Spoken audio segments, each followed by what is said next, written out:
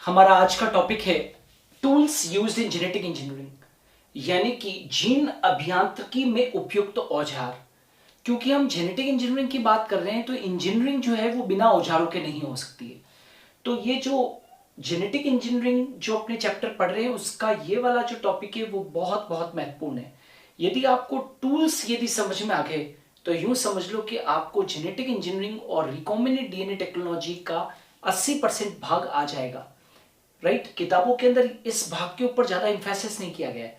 आप टूल्स को अच्छे से पढ़िए तो आपको रिकॉम्बिनेंट डीएनए टेक्नोलॉजी बहुत बेहतर ढंग से समझ में आएगा। तो सबसे पहले आपको ये मालूम होना चाहिए कि कौन कौन से टूल्स यूज होते हैं जेनेटिक इंजीनियरिंग के अंदर। तो जेनेटिक इंजीनियरिंग के अंदर 4 टूल जो होते हैं वो यूज होते हैं। इनके ऊपर आपको कमांड होना चाहिए। सबसे पहला जो टूल है वो तो है एंजाइम्स। जेनेटिक इंजीनियरिंग में कई सारे एंजाइम्स यूज होते हैं, उसके बिना जेनेटिक इंजीनियरिंग पॉसिबल नहीं है। तो सबसे महत्वपूर्ण औजार यदि कोई है तो वो कौन है? एंजाइम्स है। दूसरा एक महत्वपूर्ण औजार है जिसको कि हम बोलते हैं विजातीय डीएनए, यानी कि डिजायर्ड डीएनए। डिजायर्ड डीएनए क्या है? वांछित डीएनए। ओके, आप वांछित डीएनए कहिए या आप इसे क्या कह सकते हैं? डिजायर्ड डीएनए आप कह सकते हैं। ओके, चाहे तो आप इसे टारगेट डीएनए कहिए, सोर्स डीएनए कहिए, पैसेंजर डीएनए कहिए, यात्री डीएनए कहिए। ओके, तो या तो आप इसको क्या कहेंगे? That is known as the desired DNA, या आप इसको फॉरेन डीएनए कहेंगे। फॉरेन डीएनए मतलब विजातीय डीएनए, वांछित डीएनए मतलब डिजायर्ड डीएनए, एक ही बात है। ओके, नाउ तीसरा जो है वो क्या चीज है? वाहक डीएनए। वाहक डीएनए को हम क्या बोल देते हैं? Vector DNA. जैसा कि आप जानते हैं कि रिकॉम्बिनेंट डीएनए बनाने के लिए मुझे विजातीय डीएनए और वाहक डीएनए की जरूरत पड़ती है। इन दोनों को जोड़ता हूं तो रिकॉम्बिनेंट डीएनए बनता है। तो इसका मतलब आपको विजातीय डीएनए के बारे में मालूम होना चाहिए और वाहक डीएनए के बारे में भी मालूम होना चाहिए। और चौथी जो है वो क्या है? परपोषी कोशिका। आपको मालूम है जब विजातीय डीएनए और वाहक डीएनए को जोड़ते हैं तो रिकॉम्बिनेंट डीएनए बनता है, और रिकॉम्बिनेंट डीएनए को कहां पर डालते हैं? परपोषी कोशिका के अंदर। तो परपोषी कोशिका के बारे में भी आइडिया होना चाहिए। तो कुल मिलाकर जेनेटिक इंजीनियरिंग में उपयुक्त जो औजार हैं वो 4 हैं। सबसे पहला एंजाइम है, नंबर 2 विजातीय डीएनए यानी कि जिसको कि हम बोलते हैं फॉरेन डीएनए। ओके, थर्ड जो है वो है वाहक डीएनए यानी कि वेक्टर डीएनए, और फोर्थ है परपोषी कोशिका यानी कि होस्ट सेल। ओके, सबसे पहले हम डिस्कस करने जा रहे हैं एंजाइम्स। जैसा कि हम जानते हैं कि अनेक प्रकार के एंजाइम्स का जो उपयोग है वो रिकॉम्बिनेंट डीएनए बनाने के लिए किया जाता है। ओके, यदि हम जेनेटिक इंजीनियरिंग के अंदर रिकॉम्बिनेंट डीएनए को बनाना चाहते हैं तो कई प्रकार के एंजाइम्स को हम क्या करते हैं? यूज करते हैं। ओके, तो हम उन्हीं एंजाइम्स के बारे में पढ़ रहे हैं। तो एंजाइम्स जो है वो कुल मिलाकर 5 प्रकार के एंजाइम्स जो हैं वो जनरली यूज होते हैं जेनेटिक इंजीनियरिंग के अंदर या रिकॉम्बिनेंट डीएनए तकनीक के अंदर। सबसे पहला एंजाइम है लयनकारी एंजाइम यानी कि लाइजिंग एंजाइम्स। नंबर 2 जो है वो बहुत महत्वपूर्ण एंजाइम्स होते हैं, इनके बिना जेनेटिक इंजीनियरिंग पॉसिबल नहीं है, और वो है विदलनकारी एंजाइम्स यानी कि क्लीविंग एंजाइम्स। नंबर 3 है संश्लेषी एंजाइम्स यानी कि सिंथेसाइजिंग एंजाइम्स। फोर्थ वाले हैं जॉइनिंग एंजाइम्स यानी कि जोड़ने वाले एंजाइम, और फिफ्थ एंजाइम है एल्कलाइन फॉस्फेटेज एंजाइम यानी कि क्षारीय फॉस्फेटेज एंजाइम। ओके, नाउ सबसे पहले हम लयनकारी एंजाइम पढ़ रहे हैं। पहले तो आपको ये मालूम होना चाहिए कि लयनकारी शब्द आया कहां से। लयनकारी शब्द आया है कहां से? लयन से, लाइसिस से। और लाइसिस का मतलब होता है ब्रेक डाउन, किसी चीज को तोड़ देना। तो ये जो लयनकारी एंजाइम्स जो होते हैं जिनका यूज रिकॉम्बिनेंट डीएनए टेक्नोलॉजी में होता है, ये एंजाइम सेल वॉल का लयन करके सेल का डीएनए प्राप्त करने में क्या करते हैं? मदद करते हैं। ये क्या करेंगे? ये एंजाइम सेल वॉल का क्या कर देते हैं? लयन कर देते हैं ताकि हम सेल के डीएनए को प्राप्त कर सकें। आपको मालूम होना चाहिए कि एक सेल जो है उसके चारों तरफ कई सारी सेल्स होती है, उनके चारों तरफ क्या होती है? सेल वॉल होती है। ओके, और अंदर क्या है? न्यूक्लियस है। तो न्यूक्लियस के अंदर क्रोमोसोम है और क्रोमोसोम के अंदर क्या है? डीएनए है।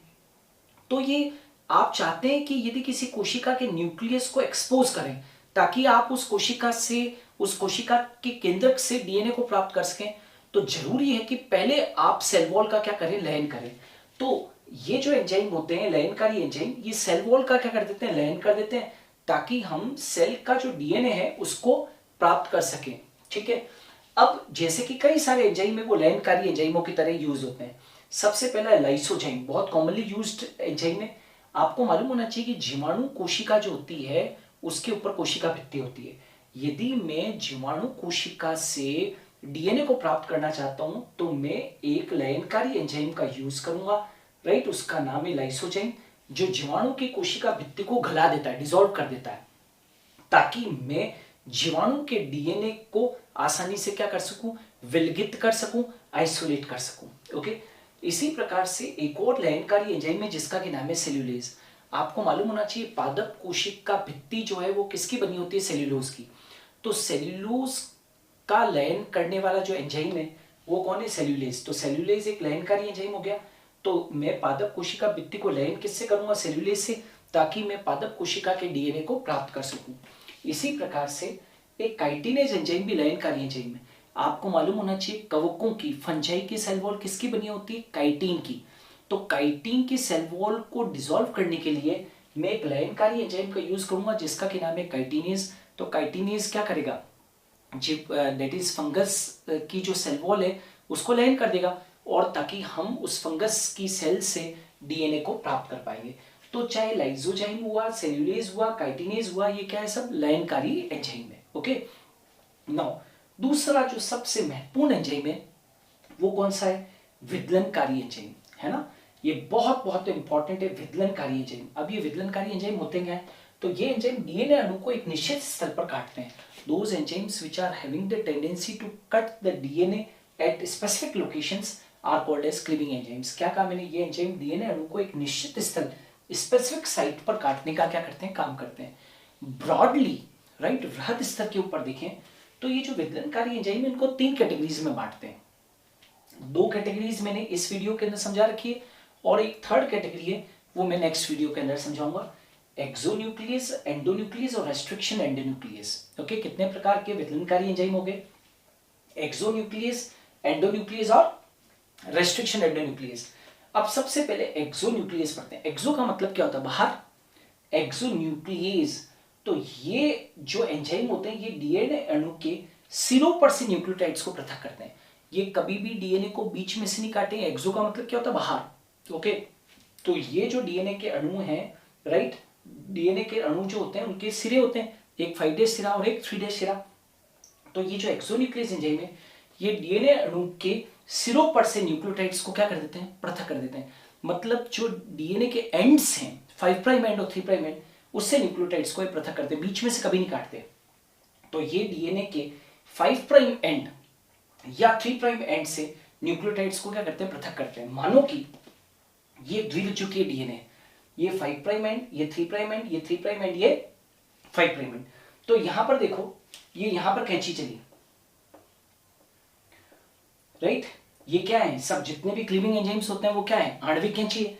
तो यहां से डीएनए को काटा तो ये देखो, ये इतना हिस्सा अलग हो गया कि नहीं हो गया, ये वाला हिस्सा, ये वाला जो हिस्सा है वो क्या हो गया, कटकर अलग हो गया। तो ये डीएनए को सिरों से काटते हैं। ओके, अब आ जाते हैं एंडोन्यूक्लियस।